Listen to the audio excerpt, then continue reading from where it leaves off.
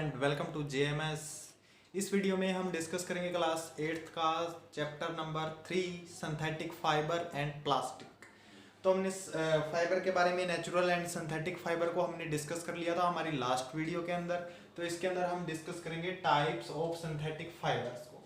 तो type of synthetic fibre में जो फर्स्टली है हमारा रेयॉन है। रेयॉन क्या है, कैसे बना है और कहाँ से आया है। रेयॉन का एक नाम है आर्टिफिशियल सिल्क, ठीक है, एक नाम है इसका आर्टिफिशियल सिल्क, ये रेयॉन का। तो आर्टिफिशियल सिल्क, सबसे पहले जो सिल्क वॉर्म है, जो सिल्क कहां से आता है, सिल्क वॉर्म से, सिल्क वॉर्म से।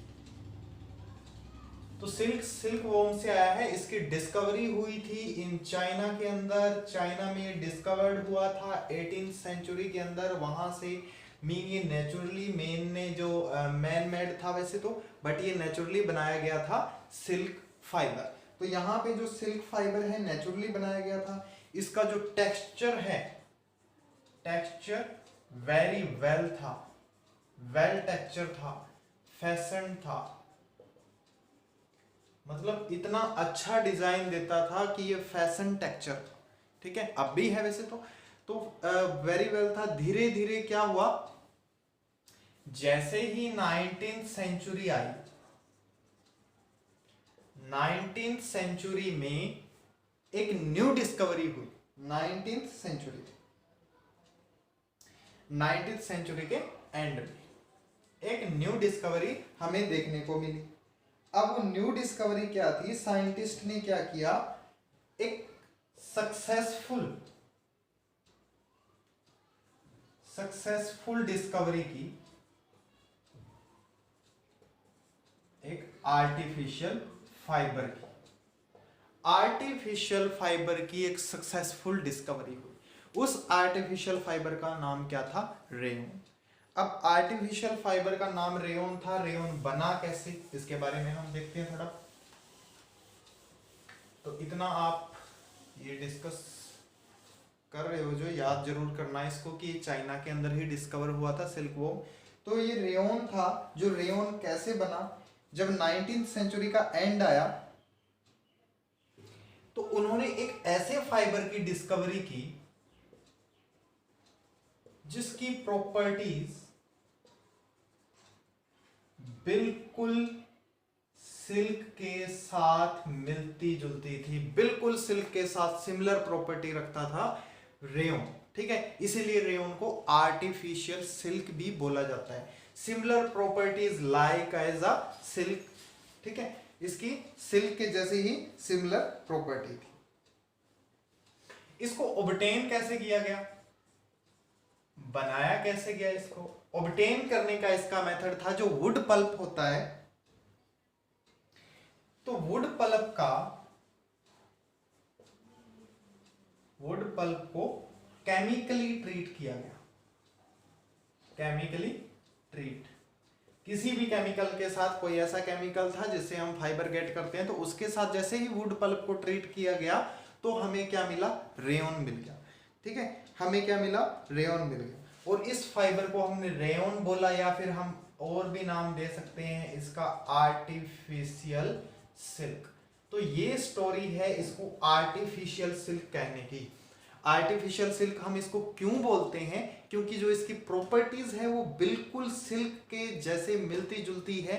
जो चाइना के अंदर डिस्कवर हुआ था सिल्क, उसके जैसे ही मिलती जुलती प्रॉपर्टीज है, ठीक है। तो रेयॉन है, रेयॉन को डाई कर सकते हैं वेरियस कलर के अंदर। कलर्स बहुत सारे रेयॉन के होते हैं, हम उनको अलग अलग कलर के अंदर डाई कर सकते हैं, ठीक है। बेड शीट इनकी बनती है, जो बेड शीट होगी, बेड शीट भी इनकी बनती है रेयॉन की। एंड इसके अलावा जो कॉटन बेड शीट है, इसका कुछ मिक्सचर करके कारपेट भी बना देते हैं, कारपेट भी इसके बना दिए जाते हैं। तो ये था रेयॉन आर्टिफिशियल सिल्क के बारे में। सेकंड नंबर पे आ जाएगा हमारा नाइलॉन। नाइलॉन जो फाइबर है वो फुली सिंथेटिक बोल सकते हैं, फुली सिंथेटिक, बिल्कुल सिंथेटिक फाइबर है। पूरा का पूरा सिंथेटिक, आर्टिफिशियल, मैन मेड है, ठीक है, क्योंकि जो रेयन था उसके अंदर थोड़ा वुड पल्प था, तो कुछ एक नेचुरल चीज उसके अंदर मिक्स थी। ये पूरी की पूरी आर्टिफिशियली मैन मेड फाइबर इसको बोल देते हैं। तो इसके अंदर किसी भी तरीके का कोई भी प्लांट मटेरियल या फिर एनिमल का कोई भी मटेरियल, दोनों के ही मटेरियल यूज नहीं होंगे, ठीक है। ये पूरा का पूरा आर्टिफिशियल कैसे बनेगा? 3 चीजों से बना हुआ है ये, कोल से, ठीक है, एयर से एंड वाटर। 3 चीजों से मिलकर ये बना हुआ है, पूरा का पूरा केमिकली मेड फाइबर है, जिसको हम आर्टिफिशियल नायलॉन बोलते हैं, ठीक है, नायलॉन जिसको हम बोल रहे हैं। तो ये फर्स्ट जो सिंथेटिक फाइबर था आर्टिफिशियल था। नेचर में कैसा है इसका? अगर नेचर देखें, नेचर में कैसा है? स्ट्रॉन्ग है, बहुत ज्यादा स्ट्रॉन्ग है, इजी है वॉशिंग में, ठीक है, लाइट वेट है, बहुत ही हल्का, स्ट्रॉन्ग है, जल्दी से टूटता नहीं, इजी वॉशिंग है, जल्दी धुल जाता है, या फिर लाइट वेट है, बिल्कुल हल्का प्रतीत होता है, ठीक है। तो पॉपुलर है आजकल तो ये क्लॉथ बनाने के लिए भी, क्लॉथ्स भी इसके बनते हैं, क्लॉथ इसके बनेंगे, तो ये पॉपुलर है, क्लॉथ बनाने में भी यूज होगा, ठीक है। अभी तक हमने नायलॉन की बात की, प्लांट मटेरियल से नहीं बनता, ये 3 चीजों से बनता है, कोल, एयर एंड वाटर से, ठीक है। एनसीईआरटी बुक में इसी तरीके से पूरा का पूरा लिखा हुआ है, आप इसको देख सकते हो। तो नेचुरल जिसका नेचर होगा वो स्ट्रॉन्ग होगा, इजी वॉशिंग कर लेगा ये, और लाइट वेट का होगा, इसलिए ज्यादा यूज किया जाता है इसकी स्ट्रॉन्गनेस के कारण, ड्यू टू इट्स स्ट्रॉन्गनेस। अब इसकी स्ट्रॉन्गनेस में क्या चीज आएगी, हम स्ट्रॉन्गनेस में देखते हैं। इसकी स्ट्रॉन्गनेस को देखते हुए वेरियस पर्पज के लिए यूज किया जाता है। अब इसको यूज हम कहां कहां करते हैं फॉर वेरियस पर्पज, वो हम बता देता हूं, इसके यूज क्या क्या होंगे। वेरियस पर्पज के लिए इसको यूज करते हैं।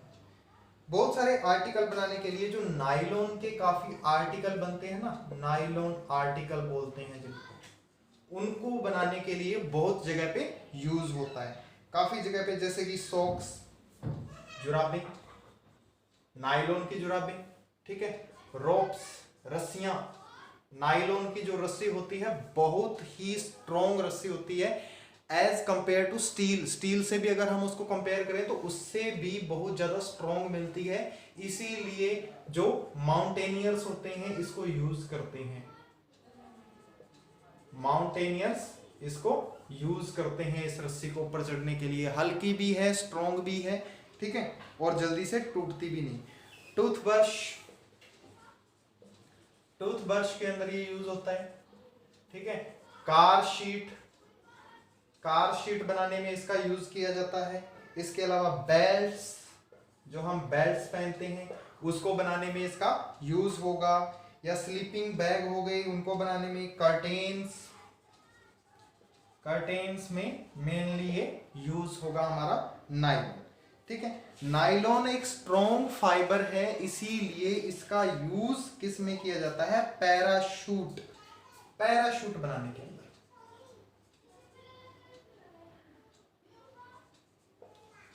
पैराशूट्स बनाने के अंदर भी इसका यूज किया जाता है, बहुत ही स्ट्रॉन्ग होता है, ठीक है। रोप्स मैंने आपको बता ही दिए, क्लाइंबिंग के लिए यूज करते हैं, तो स्ट्रॉन्गर देन स्टील, ये एक स्टील से भी स्ट्रॉन्गर फाइबर है, इसीलिए इसका यूज किया जाता है।